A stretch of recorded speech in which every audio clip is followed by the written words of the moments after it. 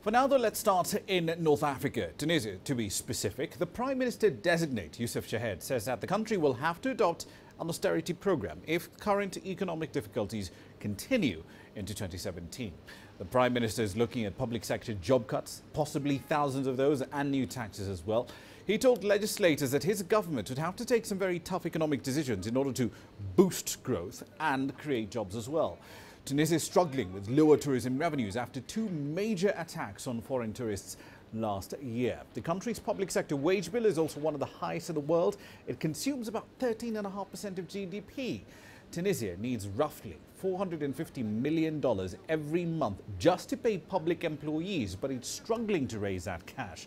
Labour unions and other groups, however, are resisting any attempts to reform pensions and introduce more taxes as well. Let's figure out where that country goes from here. Youssef Chahed is live in Tunis with more data on this story. Youssef, good to see you. In the event of any austerity program next year, which parts of the public sector would bear the brunt of these job cuts?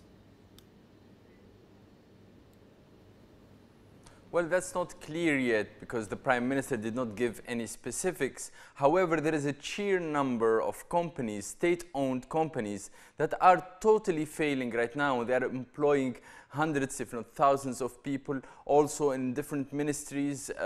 Tunisia is known to have tried to solve the unemployment problem by employing people into the public sector, whether it's the education ministry or transportation ministry, etc. So there will be cuts probably across the board wherever there is inefficiency in the government. Indeed. What about tax hikes? Are there any planned at least over the next 2 years between now and 2018?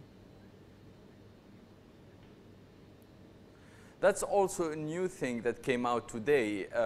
So far, the reforms of the Ministry of Finance, which are of course conditioned against loans made by the IMF, these reforms tackle the taxation service, the customs service, and they are aimed at boosting the economy. So supposedly these reforms are supposed to relax tariffs or totally delete certain costs for the people. But according to the minister's speech, if things do not go better now in 2016, there will be these tax hikes. Indeed. I mean, it's easy enough for us to sit here and talk about these job cuts and these tax hikes, but convincing the labour unions that this is actually in the bigger public interest is the big problem here, isn't it? How big a challenge do these labour unions pose to the Prime Minister's ability to actually execute those ideas?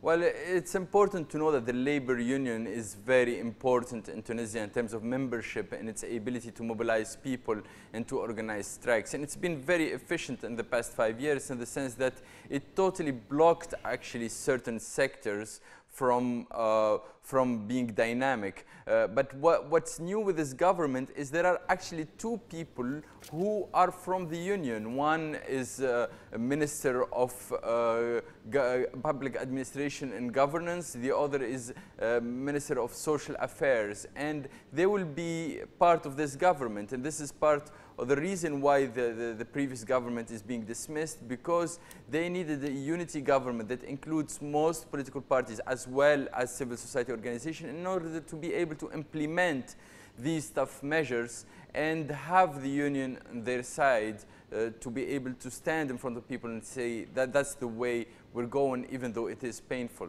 Indeed. A pretty inclusive government up in Tunisia. Let's see if this one works out. Thank you for that. That's Youssef Chahed live in Tunis.